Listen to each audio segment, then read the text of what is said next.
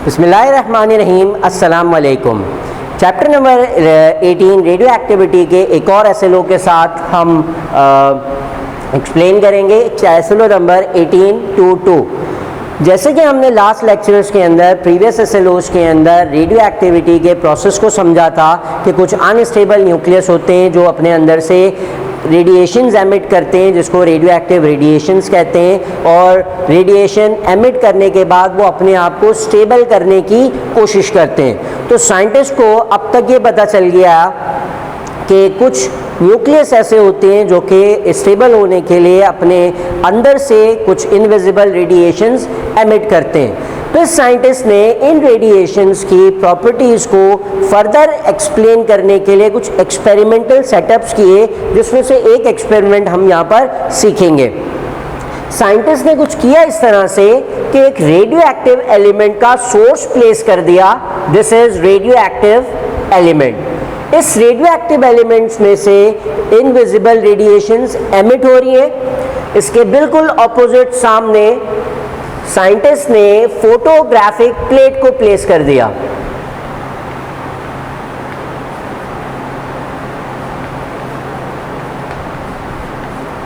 Photographic plate पे जब ये रेडिएशन स्ट्राइक करती हैं तो उस जगह पे स्पॉट्स क्रिएट हो जाते हैं। तो अगर इस रेडियो एक्टिव एलिमेंट में से इनविजिबल रेडिएशंस एमिट हो रही हैं जो कि हर डायरेक्शन में निकलती हैं, तो वो इस फोटोग्राफिक प्लेट के ऊपर ब्लैक स्पॉट्स या डार्क स्पॉट्स क्रिएट कर देंगी। साइंटिस्ट ने साथ साथ एक और काम किया, वो ये कि इस रेडियो एक्टिव एलिमेंट को एक लेड के बॉक्स के अंदर प्लेस कर दिया।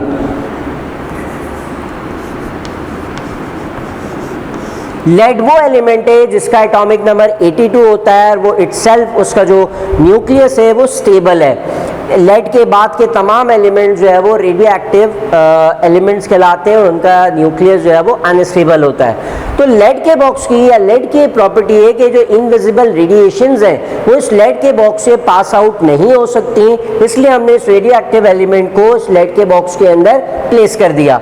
अब जो रेडिएशंस निकल रही होंगी वो सिर्फ इस पाथ पे से या इस होल में से पास हो सकती हैं, बाकी किसी भी जगह से ये रेडिएशंस पास नहीं हो सकती।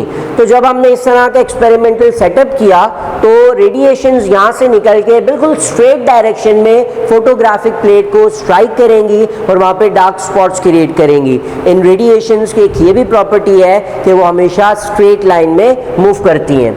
इसके बाद साइंटिस्ट ने इस पूरे एक्सपेरिमेंटल सेटअप को एक यूनिफॉर्म मैग्नेटिक फील्ड में प्लेस कर दिया। अब यूनिफॉर्म मैग्नेटिक फील्ड में प्लेस करने से क्या होगा, वो साइंटिस्ट जो है वो इसका इन रेडिएशंस को स्टडी करना चाह रहे हैं कि इस इनविजिबल रेडिएशंस के अंदर क्या मौजूद है। एक और बात यहाँ पे मेंशन करते चले कि कोई भी पार्टिकल, कोई भी चीज़ जब इलेक्ट्रिक फील्ड और मैग्नेटिक फील्ड में से परपेंडिकुलरली पास कराई जाए तो वो स्ट्रेट पास नहीं हो सकती अगर उस चीज़ या उस पार्टिकल के ऊपर कोई चार्ज मौजूद है। अगर कोई न्यूट्रल बॉडी है, न्यूट्रल पार्टिकल है, तो उसको इलेक्ट्रिक और मैग्नेटिक फील्ड में से पास करने से भी उसकी डायरेक्शन पे, उसकी डिफ्लेक्शन पे कोई फ़र्क नहीं पड़ता। और अगर कोई पार्टिकल इलेक्ट्रिक और मैग्नेटिक फील्ड में से परपेंडिकुलरली पास होते हुए डिफ्लेक्ट हो जाए, दिस डिफ्लेक्शन शोज दैट उस पार्टिकल के ऊपर कोई चार्ज मौजूद है।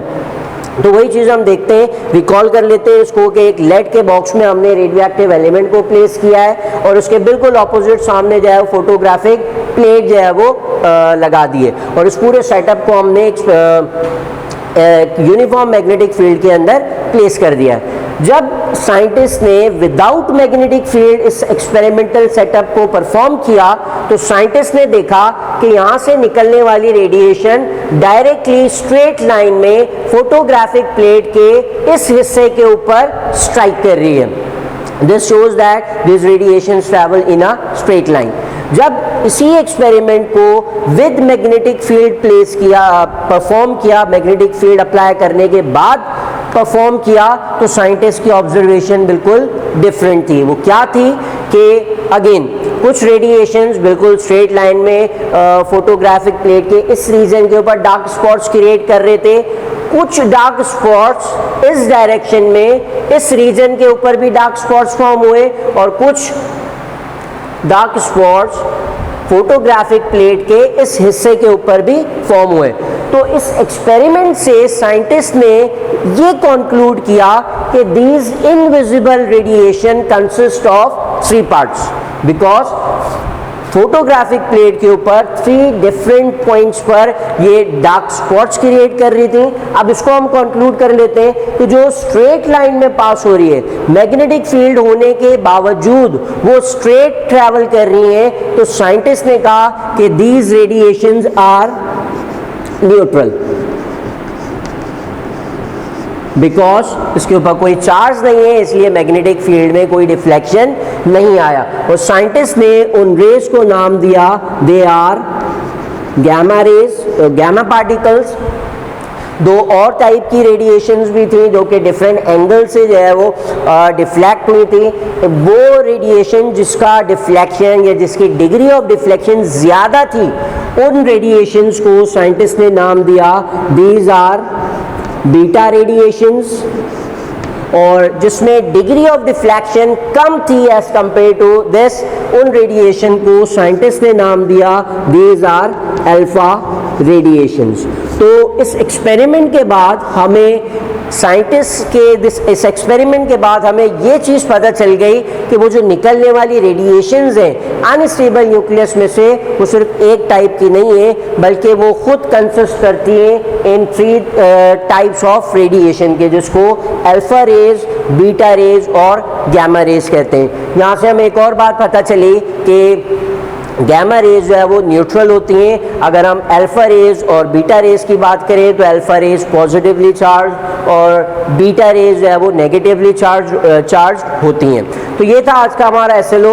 नेक्स्ट एसएलओ के अंदर फर्दर इन रेडिएशंस को एक्सप्लोर करते हुए इन अल्फा, बीटा और गैमा रेडिएशंस की डेफिनेशंस, उनका नेचर, उनकी प्रॉपर्टीज फर्दर डिटेल के अंदर डिस्कस करेंगे। तब तक के लिए थैंक यू वेरी मच।